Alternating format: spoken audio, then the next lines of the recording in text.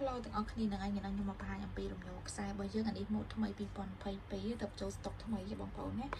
ពណ៌ឈូកស្អាតហ្មងបងប្អូនណាអានេះយើងប្រើថ្មតេឡេនសិនចាក់ទូទូ2គោលថ្មយើងដាក់ក្នុងនេះថ្មខ្ញុំបានដាក់ហើយបងប្អូនណាចាថ្ងៃស្រួលដាក់អត់ប្របាយណាហើយទៅអានេះយើងគឺចូលទឹកបានលាងទឹកប្រើបានអត់មានបញ្ហាអីទេគ្រាន់តែនេះយើងក៏មកទៅចូលទឹកម៉ូតូវាគឺខូចចឹងនេះយើងអាចប្រើខ្សែវាគឺវែងណាខ្សែវាគឺវែងមែនតើយើងអាចប្រើសម្រាប់លេងនារីលេងភេទទី2ទី3គឺបានទាំងអស់ណាចារំញោនេះគឺយើងបើកស្រួលយើងគ្រាន់តែចុចទៅហ្នឹងគឺវាញោតែម្ដងណាចា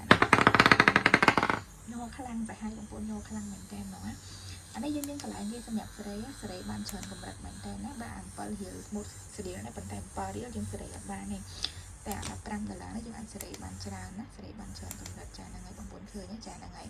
អញ្ចឹងវាអាចសេរីបានតាមអ្វីដែលយើងចង់បានអញ្ចឹងញោតិចញោខ្លាំងញោជាចង្វាក់ញោជាអីទៅគឺបានទាំងអស់ហ្មងចាហ្នឹងហើយតម្លៃមួយ$15បងប្អូនណា$15ចាហ្នឹងហើយស្តុកយើងមានតិចមែនតើនេះពណ៌ឈូកដូចចូលស្តុកបានពណ៌ឈូកហ្នឹងឯងហ្នឹងហើយចឹងសម្រាប់អ្នកគាត់ចង់បានញោខ្សែគ្រប់ខ្នោ$15 inbox ចូលមកក្នុង page recall មកបានហើយបានស្តុកតិចមែនតើអូខេហ្នឹងហើយខ្ញុំបញ្ជាក់ទៀតណាសម្រាប់